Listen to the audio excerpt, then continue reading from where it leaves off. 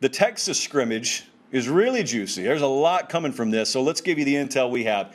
Do we have a starting quarterback at Texas? Definitive.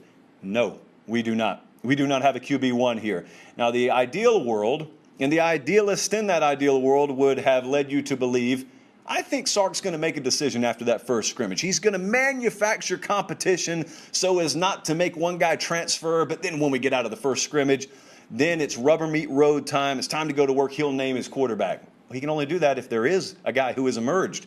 Nobody's emerged. Casey Thompson, Hudson Card, no one stood out yesterday. And it doesn't sound like they're particularly close to making a decision here.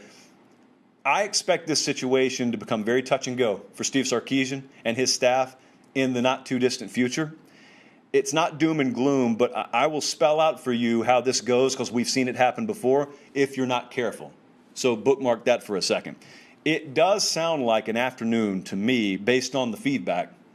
Sounds to me like an afternoon where Hudson Card could have been in prime position to take this job by the throat, which is what we talked about at the outset of camp. Is there a guy who can take the job? You can't just be giving it to someone. Someone's got to take it.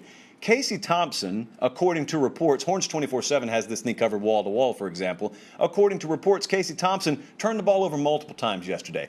He's supposed to be the more well-rounded, conservative, decision-making guy. He turned the ball over multiple times, which would lead you to believe if I only told you that, oh, Hudson Card must have won this job yesterday. Nope.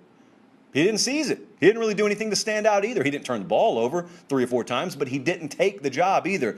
That's probably a scrimmage we'll look back on, maybe, first half of the season and say, boy, I wish that day would have turned out different. But you can't manufacture what's not there. So neither guy steps up, but I'm not in the stands. Most of the people given the intel aren't themselves in the stands. The question becomes, when that staff gathered to watch that film today, maybe watching it right now for all we know, what did they see? And here's what I really want to know to put a finer point on it.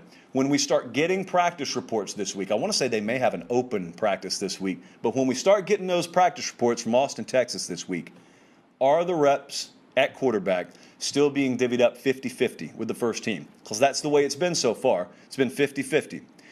You'll know a lot if you start to see that shift one way or the other. My guess, still pretty evenly split. And my guess is that coaching staff looks and says, we'd love for it to be a different situation. Someone's got to win the job. So let me tell you one of the many challenges of a head coach. Speaking as a guy who's never coached a game, naturally, I am the authority on telling you what it's like to be a head coach. This is one of the biggest challenges as a head coach, though, and it's what Steve Sarkisian knows is coming, and yet he's still about to have to learn it the hard way. One of the challenges of being a head coach at Texas this year is if a guy doesn't separate at the quarterback position, the choice will never be unanimous. Obviously, what I mean there is you would love for if Casey Thompson turns the ball over 3 times, you'd love Hudson Card to just light it up, and then you come out of practice and not just the coaching staff, but everybody who was on the field, players included, look and say, well, that's our guy. Obviously, that's our guy. That didn't happen. So eventually, you're going to have to choose a guy. If one doesn't emerge himself, you got to send one out there to start against Louisiana. But if it's not unanimous, if it's not definitive, then what you do is you set yourself up in a situation. If you've got a porous offensive line, I got a lot of questions about that unit at Texas, and you lack high-level skill and depth at receiver, which I believe describes Texas right now, you could be in a world where neither guy is very well set up to succeed, but the guy you pick is going to be the one who doesn't succeed in overwhelming fashion. And if you win early, things are fine. But with the parameters that we just established in place, chances are whoever starts at Texas could struggle out of the gate. And you're playing 2 losable games back-to-back, Louisiana at Arkansas. Don't think for a second those aren't losable.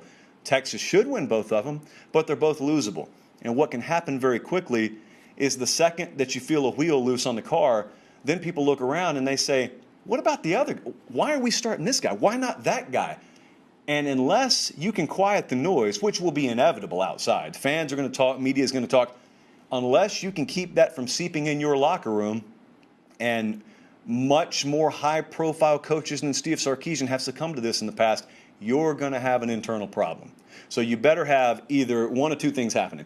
You better either have a guy that steps up really quick and grabs this job, or you better have a rock-solid culture.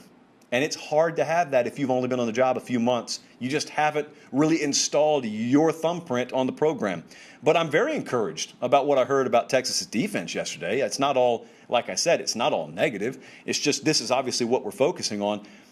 I was reading over on Horns 24/7. Speak of the website, not the devil, the website. I was reading Mike Roach's scrimmage intel. What did he say? He said there were 6 drives before the offense got a first down. I mean, that's getting it done defensively.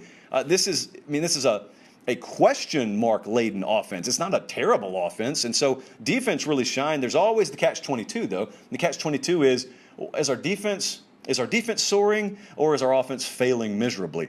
It's a crucial week coming up. There's no two ways to put that. It's a crucial week at Texas, and it's time for someone to take that job. That's what that coaching staff went to bed last night and woke up this morning praying. Someone take this job so we don't have to just trot someone out there in week 1. Because as I just said, I think we all know how that probably ends up.